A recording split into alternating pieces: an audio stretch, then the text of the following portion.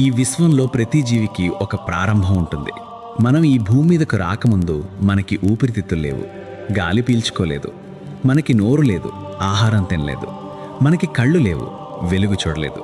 కానీ మనం బతికాం. 9 నెలలు ఒక చీకటి గదిలో నీటి మధ్యలో మన గుండె కొట్టుకుంది, మన శరీరం పెరిగింది. మనకు ఆ శక్తి ఎక్కడి నుంచి వచ్చింది? అదొక అద్భుతమైన మార్గం. అదే నాభి. మనం పుట్టగానే డాక్టర్లు బొడ్డు పేగును కట్ చేసి ఉండొచ్చు, కానీ ఆ మచ్చ వెనుక దాగి ఉన్న శక్తిని మాత్రం ఎవ్వరూ కట్ చేయలేరు.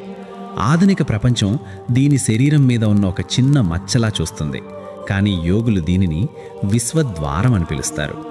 ఆయుర్వేదం దీనిని ప్రాణ కేంద్రం అని పిలుస్తుంది. పురాణాలు సృష్టికర్త అయిన బ్రహ్మదేవుడు మహావిష్ణువు యొక్క నాభి నుండి ఉద్భవించాడని చెబుతున్నాయి. అసలు ఈ చిన్న బిందువులో దాగి ఉన్న రహస్యం ఏంటి? మీ ఆరోగ్యం, మీ ఎమోషన్స్, మీ విజయం, చివరికి మీ ఆయుష్ కూడా ఈ నాభి మీదే ఆధారపడి ఉన్నాయి.